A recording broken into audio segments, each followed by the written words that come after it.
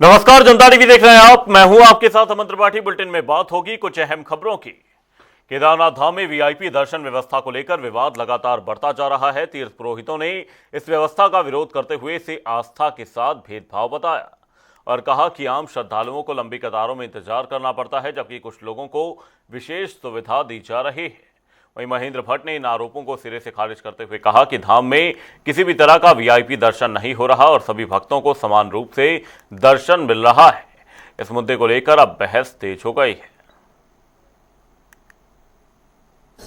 पहली बात बहुत स्पष्ट में कर देता हूँ, कोई वीआईपी दर्शन नहीं होता है। बाबा केदार, बाबा भगवान बद्री विशाल अपने हर भक्त को दर्शन दे रहे हैं। केवल किसी बात का राजनीतिक इशू बनाना, ये कम से कम उत्तराखंड के 4 धाम यात्राओं पर जो लोग इस प्रकार के प्रश्न खड़ा करते हैं वो यात्रा को प्रभावित करने का काम कर रहे हैं। मैं आज भी कह सकता हूँ, बिना वीआईपी दर्शन के हर व्यक्ति के दर्शन चारों धामों के अंदर हो रहे हैं। बीजेपी के राष्ट्रीय अध्यक्ष नितिन नवीन का प्रस्तावित उत्तराखंड दौरा फिलहाल स्थगित कर दिया गया है। प्रदेश महामंत्री कुंदन परिहार ने जानकारी देते हुए बताया कि 2 और 3 तारीख का कार्यक्रम तय था, लेकिन अब नई तिथि घोषित नहीं होने के कारण इसे टाल दिया गया है। उन्होंने कहा कि जल्द ही नई तारीख घोषित की जाएगी और उनके आगमन को लेकर कार्यकर्ताओं में उत्साह बना हुआ है। देखिए, माननीय राष्ट्रीय अध्यक्ष आदरणीय नितिन नवीन जी का देवभूमि उत्तराखंड में एक प्रस्तावित प्रवास यहाँ पर आया हुआ था। अभी हम समझते हैं कि एक नया जो उनका प्रस्तावित प्रवास का यहाँ पर आएगा, संभवतः 2 और 3 को जो उनके आने की यहाँ पर संभावना थी, वो अभी इसको एक प्रकार से हम स्थगित माना जा रहा है, क्योंकि अभी नई तिथि उसकी कुछ दिनों में हमारे पास आएगी।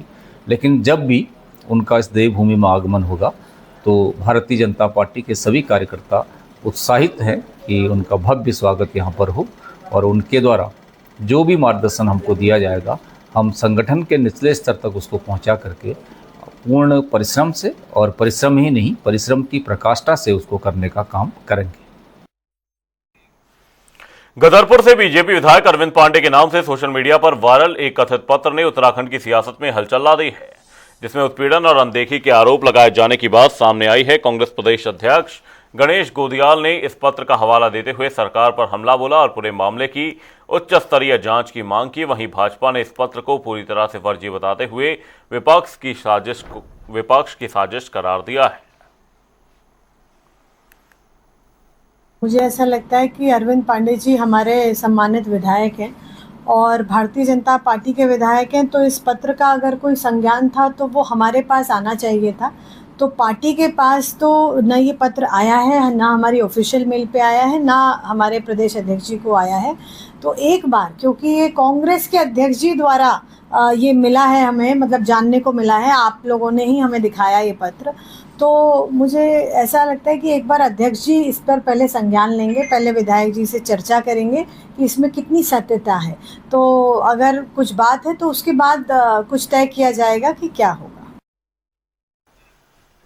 देहरादून में कांग्रेस प्रदेश मुख्यालय पर आयोजित प्रेस वार्ता में प्रदेश अध्यक्ष गणेश गोदियाल ने प्रदेश के ज्वलंत मुद्दों को उठाते हुए सरकार पर तीखा हमला बोला। उन्होंने कहा कि वे इन मुद्दों को लेकर राज्यपाल से मिलना चाहते थे, लेकिन समय नहीं मिल पाया। गोदियाल ने राजपुर रोड पर अधिकारियों के आमने सामने आने की घटना को गंभीर बताते हुए कानून व्यवस्था पर सवाल खड़े किए हैं। जगत में, सोशल मीडिया जगत में अरविंद पांडे विधायक गदरपुर, जो कि भारतीय जनता पार्टी के विधायक हैं, उनका एक पत्र घूम रहा है जिसमें उन्होंने मुख्यमंत्री जी पर बहुत गंभीर आरोप लगाए हैं।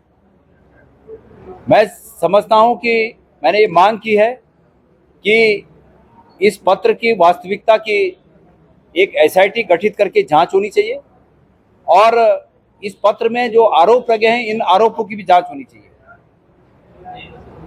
हजारों लाखों लोगों के खून पसीने से बना उत्तराखंड, तमाम लोगों की शहादत से बना ये उत्तराखंड, सपने में भी ऐसा नहीं सोच सकता कि सत्ता में बैठे हुए लोग इस प्रकार के षड्यंत्रों में शामिल होकर किसी के जीवन के लिए धोखा पैदा करेंगे। ये आरोप बहुत गंभीर प्रकृति के हैं और इन आरोपों की जांच के लिए न्यायिक अभिरक्षा में मैं एसआईटी की मांग करता हूं कि एसआईटी का गठन हो। मैंने महामहिम श्री राज्यपाल जी से समय मांगा, लेकिन मुझे समय नहीं मिल पाया और अंततोगत्वा मुझे मीडिया में आकर ये बात रखनी पड़ी कि हम एसआईटी की मांग करते हैं। अगर मुझे समय मिला तो मैं वहां जाकर भी इस हेतु अपील करूंगा कि एक एसआईटी का न्यायिक अभिरक्षा में गठन हो और इन तथ्यों की जांच हो और इस पत्र की भी वास्तविकता की जांच हो। धन्यवाद। चारधाम यात्रा को स्वच्छ और प्लास्टिक मुक्त बनाने के उद्देश्य से प्लास्टिक से पुण्य अभियान की शुरुआत की गई, जिसमें श्रद्धालुओं को भी भागीदारी के लिए प्रेरित किया जा रहा है। अभियान की प्रेरक डॉक्टर आरुषि निशंक ने बताया कि बढ़ती यात्रा संख्या के साथ प्लास्टिक प्रदूषण बड़ी चुनौती बन गया है, जिसे जन आंदोलन के रूप में खत्म करने का प्रयास किया जा रहा है। सुनिए क्या कुछ कहा। 2024 में उनकी संख्या कुछ 50 लाख से ऊपर थी, जो कि निरंतर प्रतिवर्ष बढ़ती ही जा रही है। पर जैसे कि लोग बढ़ रहे हैं और यात्री बढ़ रहे हैं, उसके साथ साथ उत्तराखंड की जिम्मेदारियां भी बढ़ रही हैं, क्योंकि जब वो यात्री आते हैं तो पिछले साल का अगर मैं स्टैटिस्टिक्स शेयर करूं आप लोगों के साथ में, तो कुछ 20 मिलियन टन कचरा प्लास्टिक वेस्ट इकट्ठा होता है। और हमारी जिम्मेदारी ये बन जाती है कि पहले तो प्लास्टिक वेस्ट ना हो, पर अगर हो रहा है तो वो सही जगह पर जाए, फिर वो सही तरीके से ट्रीट हो और हमारे इन्वायरमेंट और हमारी देवभूमि जो है उसकी हम चिंता करना चाहते हैं। तो वो पुण्य करने के लिए आज मैं इस प्लेटफॉर्म से आप सभी लोगों को आमंत्रित करती हूँ, आपके श्रोताओं, आपके दर्शकों को आमंत्रित करती हूँ, उस सब यूथ को आज इस मंच से मैं सभी लोगों को एक आह्वान देती हूँ कि आइए और जिस तरीके से हम सभी लोग प्रतिबद्ध हैं पुण्य करने के लिए इस चारधाम यात्रा में, प्लास्टिक को कम वेस्ट करने के लिए और उसको रिसाइकिल करने के लिए और उस अवेयरनेस को फैलाने के लिए, तो आइए इस पुण्य में हमारे साथ आइए, हमारी भागीदारी करिए। और हमारे आदरणीय मोदी जी ने जो एक स्वच्छ भारत का सपना देखा है और स्वच्छ भारत अभियान इतनी खूबसूरती से चलाया जा रहा है, आज हम इस मंच से उन्हें भी आश्वासन दिलाते हैं। उत्तराखंड में बीजेपी पंडित दीनदयाल उपाध्याय प्रशिक्षण महाअभियान के तहत संगठन को मजबूत करने की दिशा में लगातार कार्यरत है, जहां सभी 304 मंडलों में प्रशिक्षण वर्ग सफलतापूर्वक संपन्न कर लिए गए हैं। प्रदेश महामंत्री कुंदन परिहार ने बताया कि अब अगले चरण में 5 मई से जनपद स्तरीय प्रशिक्षण वर्ग आयोजित किए जाएंगे, जिनमें चयनित कार्यकर्ताओं को शामिल किया जाएगा। उन्होंने कहा कि इन प्रशिक्षणों का उद्देश्य कार्यकर्ताओं को पार्टी की विचारधारा, कार्यप्रणाली और सरकार की उपलब्धियों से जोड़ना है, ताकि वे नई तकनीक के माध्यम से इन्हें जन जन तक पहुंचा सकें। भारतीय जनता पार्टी ने अपने 304 सभी मंडलों में अपना प्रशिक्षण वर्ग जो है संपन्न कराए हैं और इसके अगले प्रक्रिया में जनपद स्तरीय हम लोग प्रशिक्षण वर्ग लगाने जा रहे हैं। इसीलिए हमने काशीपुर में बैठक आहूत की गई थी और उसके पश्चात उस बैठक में हमने कार्य योजना बनाई कि किस किस प्रकार से हम लोग जनपद स्तर पर अपने प्रशिक्षण वर्ग को प्रारंभ करेंगे। तो इसमें हम समझते हैं कि आने वाले 5 तारीख से हम लोग अपने जनपद स्तरीय जो प्रशिक्षण वर्ग है उसको संपन्न कराएंगे। इसमें हमारे जो अपेक्षित श्रेणी है उन सभी श्रेणी को वहाँ पर बुलाया गया है और निश्चित रूप से अपने विचार परिवार से जुड़ने का एक सशक्त माध्यम हमारा प्रशिक्षण होता है। इस प्रशिक्षण माध्यम से भारतीय जनता पार्टी के विचारों को जन जन तक पहुँचाने के लिए और हमारी सरकार ने जो केंद्र की सरकार है, राज्य की सरकार है, उन उपलब्धियों को भी जन जन तक पहुँचाने के लिए ये प्रशिक्षण की व्यवस्था की गई है। इसके माध्यम से हमारे कार्यकर्ता नई टेक्नोलॉजी का भी उपयोग करते हुए अपने वैचारिक अधिष्ठान की समझ रखते हुए अपने समाज जीवन में काम करेंगे। हरिद्वार के बहादुराबाद स्थित पतंजलि विश्वविद्यालय में जनजातीय कार्य मंत्रालय की ओर से 2 दिवसीय चिंतन शिविर का शुभारंभ हुआ, जहां देश भर से जुड़े प्रतिनिधियों ने हिस्सा लिया। पहले दिन केंद्रीय मंत्री जुएल ओराम, योग गुरु स्वामी रामदेव और आचार्य बालकृष्ण की मौजूदगी में आदिवासी समाज के विकास को लेकर गहन मंथन किया गया। इसका 2 दिवसीय ये कार्यशाला है, ट्रेनिंग कैंप है, चिंतन शिविर बोलते हैं हम इसको, और इसमें हम लोग कर रहे हैं। मैं धन्यवाद दे रहा हूँ बाबा रामदेव जी को और आचार्य बालकृष्ण जी को कि मार्गदर्शन किया है, और बहुत सारे अधिकारी, हम लोग 100 अधिकारी यहाँ ऑल लेवल के यहाँ उपस्थित हैं, और इसमें 2 दिन का चिंतन शिविर होगा। ये हमारा मंत्रालय को कामकाज में अच्छा मदद करेगा। बहुत बहुत धन्यवाद। मैन पावर का इम्प्रूवमेंट, मोटिवेशन बढ़ाना, यही है कि जो माइक्रो लेवल तक प्रधानमंत्री जी का जो अंतिम व्यक्ति के अंत्योदय का जो संकल्प है, उस अंत्योदय के संकल्प को पूर्णता मिलेगी। तो शोषित, वंचित, पिछड़े रह गए जनजातीय क्षेत्र के लोग, आदिवासी वनवासी लोग, उनको अपनी जड़ों से जोड़ के रखते हुए भौतिक विकास की, प्रगति की दिशा में भी उनको इतना सक्षम, समर्थ बना देना कि उनके भीतर एक गर्व की अनुभूति हो कि हम इस देश के मूल निवासी भी हैं और इस देश को अब शिखर पर भी लेकर के जाना है।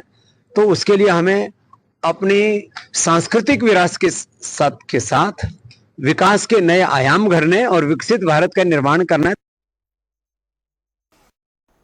उत्तरकाशी के बड़कोट से मजदूर दिवस पर बड़ी तस्वीर सामने आई, जहां अंतर्राष्ट्रीय मजदूर दिवस के मौके पर यमुनोत्री धाम यात्रा से जुड़े हजारों डोली, कंडी और घोड़ा खच्चर मजदूर एकजुट हो गए और अपनी समस्याओं को लेकर आवाज बुलंद की। श्रमिकों ने यात्रा व्यवस्थाओं में खामियों को गिनाते हुए जिला प्रशासन से तत्काल सुधार की मांग की है। ये रिपोर्ट देखिए। उत्तरकाशी के बड़कोट से अंतर्राष्ट्रीय श्रमिक दिवस के मौके पर यमुनोत्री धाम यात्रा में लगे डोली, कड़ी और घोड़ा खच्चर मजदूर एकजुट नजर आए। श्रमिकों ने जिला प्रशासन और जिला पंचायत के सामने अपनी समस्याएं रखते हुए कहा कि मौजूदा व्यवस्थाओं में कहीं खामियां हैं, जिससे कामकाज प्रभावित हो रहा है। मजदूरों ने रोटेशन व्यवस्था को पारदर्शी बनाने, बीमा राशि बढ़ाने और दुर्घटना की स्थिति में उचित मुआवजे की मांग की। इसके साथ ही पार्किंग, टीन शेड, पहचान पत्र और अन्य बुनियादी सुविधाओं की कमी को लेकर भी नाराजगी जताई गई। मजदूर भाई हैं, कम से कम 500 से 800 कंडी भाई हैं, कंडी भाई या कंडी मजदूर हैं जो कि नेपाली मूल के हैं, लेकिन यमुनोत्री धाम में अपनी जो यात्रा व्यवस्था को चलाने में अपनी भूमिका निभाते हैं। उनसे जिला पंचायत द्वारा जो निर्धारित शुल्क है वो 150 रुपये है, लेकिन उनसे वहाँ पर अतिरिक्त लिया जा रहा है, जो अतिरिक्त लिया जा रहा और जो लेने वाला है उन लोगों पर चालान या कानूनी कार्रवाई होनी चाहिए। वो लोग दंडित होने चाहिए जो हमारे मजदूर भाइयों से उनके खून पसीने की जो कमाई है उसको अतिरिक्त रूप में वो वसूलने का काम कर रहे हैं। यमुनोत्री धाम जो यात्रा व्यवस्था में तमाम प्रशासन लगा हुआ है, उनसे मेरा एक अनुरोध और रहेगा कि जानकी चट्टी में कितने लोग, कितने दुकानदार, कितने व्यवसायी, कितने मजदूर, कौन कहां से किस क्षेत्र का है, कहां का है, उनकी पहचान के लिए प्रॉपर सबका, प्रत्येक ढाबे का, दुकानदार का, प्रत्येक मजदूर भाई का वेरिफिकेशन होना अत्यंत आवश्यक है। कुल मिलाकर मजदूर दिवस के मौके पर यमुनोत्री धाम से उठी ये आवाज साफ संकेत दे रही है कि यात्रा व्यवस्थाओं में सुधार की जरूरत है। अब देखना होगा कि प्रशासन इन मांगों पर कितना जल्दी और प्रभावी कदम उठाता है, ताकि यात्रा सुचारू और श्रमिकों के लिए सुरक्षित बन सके। लक्सर से एक सनसनीखेज मामला सामने आया, जहां सत्संग और आस्था की आड़ में डॉक्टर की हत्या की साजिश रचे जाने को लेकर खुलासा हुआ। पुलिस ने डॉक्टर पर हुए जानलेवा हमले के मामले में आरोपी शुभम सैनी को गिरफ्तार किया है। जांच में सामने आया कि 27 अप्रैल को बाड़ी टीपी गांव के पास डॉक्टर सुमित कुमार की कार पर बाइक सवार बदमाशों ने फायरिंग की थी, जबकि इससे पहले 14 अप्रैल को भी उनकी गाड़ी को निशाना बनाया गया था। पुलिस के मुताबिक आरोपी पिछले 3 साल से एक कथित बाबा के संपर्क में था और उसी के इशारे पर पूरी साजिश को अंजाम दिया था। वहीं पुलिस ने आरोपी से मोटरसाइकिल और अवैध तमंचा बरामद किया है, जबकि कथित मास्टरमाइंड बाबा अभी फरार है और उसकी तलाश जारी है। 27 तारीख की घटना है अपराह्न की, जिसमें थाने को सूचना मिली कि भीकमपुर चौकी क्षेत्र में एक डॉक्टर अपने परिवार के साथ जा रहे थे, तो उनकी गाड़ी में कई राउंड फायर हुए। जैसे ही पुलिस को सूचना मिली, पुलिस घटनास्थल पे गई और FIR दर्ज हुई। तो आसपास सर्विलेंस और CCTV विटनेस, आई विटनेस, उनसे पूछताछ की गई तो हमें कुछ एक हिंट मिला था कि कोई शख्स ऐसा हो सकता है। उस बिहाफ पर हमारी टीम ने पिछले 2-3 दिन तक लगातार काम किया। तो फाइनली कल शाम शुभम सैनी नाम का एक व्यक्ति है, जिससे हमें उस घटना में प्रयोग की गई जो पिस्टल है, देसी पिस्टल, वो रिकवर हो गई और वो बाइक जो पिछले काफ़ी दिनों से डॉक्टर के परिवार की रेकी कर रही थी, वो रिकवर हो गई। इस पूरे घटनाक्रम का जो मेन मास्टरमाइंड है, जिसका नाम मंगत दास है, जो शामली थाना क्षेत्र का रहने वाला है, वो अभी फरार है। उसके लिए हमारी टीमें लगी हैं, जल्दी उसको अरेस्ट। नैनीताल जिले के रानीबाग इलाके में कई दिनों से दहशत फैला रहा गुलदार आखिरकार वन विभाग के पिंजरे में कैद हो गया, जिसे स्थानीय लोगों ने राहत की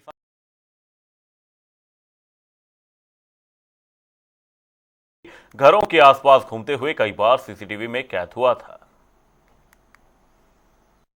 भीमताल ब्लॉक में लगातार मानव वन्यजीव संघर्ष में अनेक मौतें हो गई हैं। पहले तो ये था कि लोग जंगल जाते थे, जंगल में जाकर के बाघ निवाला बना रहा था। अब परिस्थिति ये हो गई कि घरों में आकर के बाघ जिस प्रकार से मानव को निवाला बना रहा है, निस्संदेह चिंताजनक है। और अभी 3 बाघ 20 दिन में पकड़े गए और एक ही दिन में 3 बाघों का पकड़ा जाना बड़ा चिंताजनक है। और कल फिर रानीबाग में एक बाघ को और रेस्क्यू सेंटर भेजा गया। निश्चित रूप से बाघों का इतना आतंक बढ़ चुका है कि मानव जीवन खतरे में है।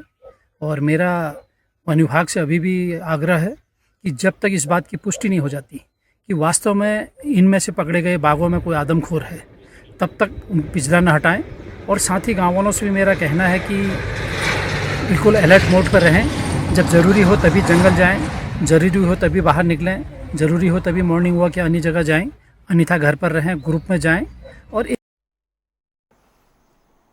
रुड़की के मारवाड़ी भवन में विशाल स्वैच्छिक रक्तदान और निःशुल्क नेत्र जांच शिविर का आयोजन किया गया, जहां बड़ी संख्या में लोगों ने भाग लिया।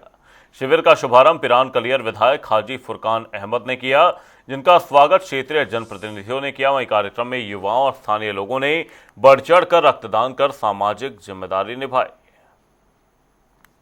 ब्लड जांच है, निःशुल्क आंखों की जांच है।